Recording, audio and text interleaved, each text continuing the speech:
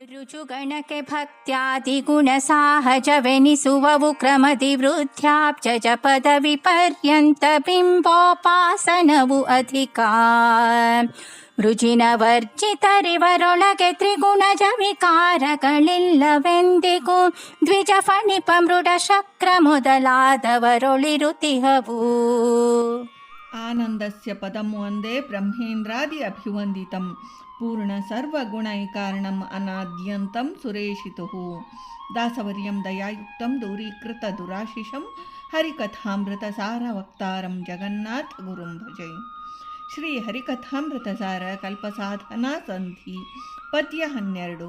ರುಜುಗಣಕ ಭಕ್ತ್ಯಾದಿಗಣ ಸಹಜವೆನಿಸುವವು ಕ್ರಮದಿ ಎಂಬ ಈ ಪದ್ಯದಲ್ಲಿ ಶ್ರೀ ಜಗನ್ನಾಥದಾಸಾರ್ಯರು ರುಜುಗಣದವರ ವಿಚಾರವನ್ನು ತಿಳಿಸ್ತಾರೆ.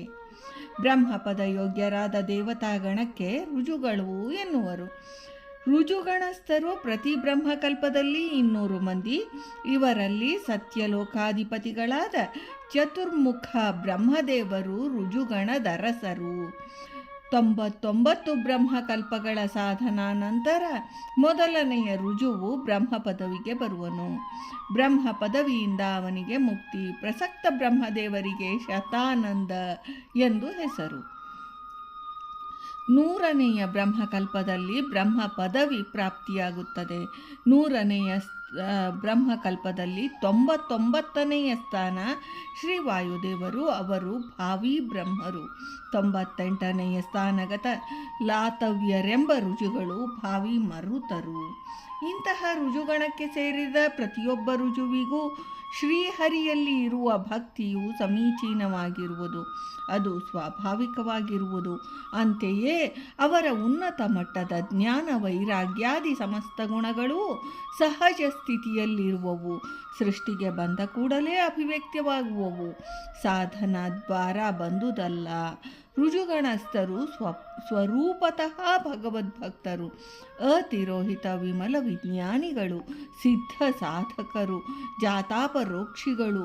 ಬಿಂಬೋಪಾಸನೆ ಅವರಿಗೆ ಸೃಷ್ಟಿಯ ಆದಿಯಿಂದಲೇ ಸಹಜವಾಗಿ ಬಂದುದು. ಅನಾದ್ಯ ಪರೋಕ್ಷಿಗಳು. ಕ್ರಮಕ್ರಮವಾಗಿ ಪ್ರತಿ ಕಲ್ಪದಲ್ಲಿಯೂ ಆ ಸಹಜ ಗುಣಗಳು ಅಭಿವೃದ್ಧಿಯಾಗುತ್ತಾ ಹೋಗುವವು, ಅಭಿವ್ಯಕ್ತವಾಗುವವು. ಬ್ರಹ್ಮ ಪದವಿಗೆ ಬಂದಾಗ ಪೂರ್ಣ ಪ್ರಮಾಣದಲ್ಲಿರುವವು. ಇದರಿಂದ ಜೀವೋತ್ತಮರೆನಿಸುವರು. ಅಬ್ಜ ಎಂದರೆ ಶ್ರೀಹರಿಯ ನಾಭಿ ಕಮಲ. ಅಬ್ಜಜ ಎಂದರೆ ಅಂತಹ ನಾಭಿ ಕಮಲ ಸಂಜಾತರಾದ ಬ್ರಹ್ಮದೇವರು. ವೃಜಿನ ಎಂದರೆ ಪಾಪಗಳು. ಎಲ್ಲ ರುಜುಗಳು ಆದಿಯಿಂದಲೇ ಪಾಪವರ್ಜಿತರು. ಅವರ ಕಾರ್ಯಗಳೆಲ್ಲವೂ ಪುಣ್ಯರೂಪವಾಗಿಯೇ ಇರುವವು. ಪಾಪ ಸ್ಪರ್ಶ ಲವಲೇಶವೂ ಇಲ್ಲ. ಲಿಂಗ ದೇಹವು ತ್ರಿಗುಣಾತ್ಮಕವಾದದ್ದು. ಅನಾದಿ ಕರ್ಮ ಬೀಜಗಳ ನೆಲೆಯದು. ತ್ರಿಗುಣಗಳ ಸಂಬಂಧವೇ ರುಜುಗಳಿಗೆ ಇಲ್ಲ. ಈ ಕಾರಣದಿಂದ ತ್ರಿಗುಣಜನ್ಯವಾದ ವಿಕಾರಗಳ್ಯಾವುವೂ ಇಲ್ಲ.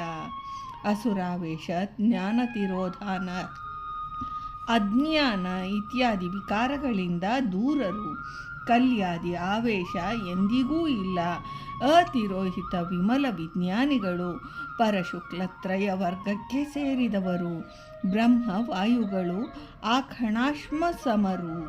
ರುಜಿಗಳ ವ್ಯತಿರಿಕ್ತ ಇತರ ದೇವತೆಗಳಾದ ಗರುಡ ದೇವರು, ದ್ವಿಜ ಸರ್ಪಶ್ರೇಷ್ಠರಾದ ಶೇಷದೇವರು, ಮೃಢ ನಾಮಕರಾದ ರುದ್ರದೇವರು, ಶಕ್ರ ಮೊದಲಾದ ಇಂದ್ರದೇವರು ಮೊದಲಾಗಿ ಶತಸ್ಥರ ಪರ್ಯಂತ ಇರುವ ದೇವತಾಗಣಕ್ಕೆ ಹೀಗೆ ಇಲ್ಲ.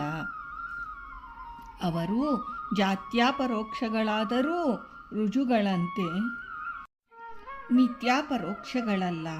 ಅಪರೋಕ್ಷ ತಿರೋಧಾನ ಉಂಟು.